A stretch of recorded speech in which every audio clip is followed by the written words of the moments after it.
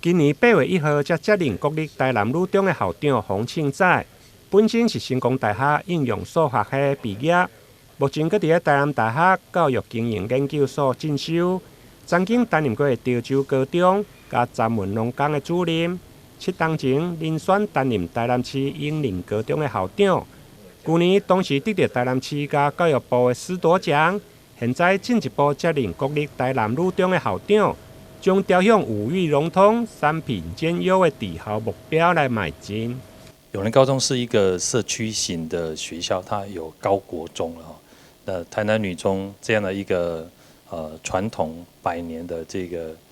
女子优良的这个名校哈，我想要在这个学校里头，我多多的激发我们孩子的潜能。那我当初在来学校做校务经理报告的时候，那我是以五育融通、三品兼优的这样的一个治校的方向哈，想要来继续规划我们台南女中的各种的特色课程啊。五育融通当然是传统的德智体群美啊。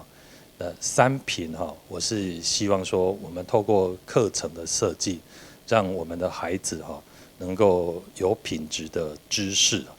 同时也有那个品格的行为，还有品味的生活。那这些都是希望透过学校的相关的特色课程，以及我们非常优秀的老师团队们来达成。另外，配合新课纲的上路，由中嘉集团赞助的培养学生自主学习的微课程，强化高中的育才，甲大学的选材之间的结合。校长嘛表示，未来会持续配合，并且期待有更较侪老师、学生受惠。谢谢哈，我们中嘉在台南市的原省中哈在学校里头大家一起合作一些微课程，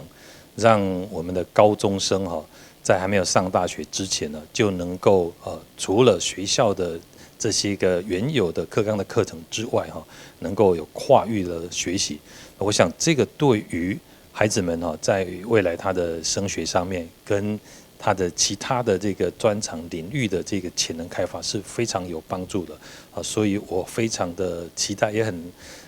乐观说这样一个微课程的合作能够继续在学校当中让我们师生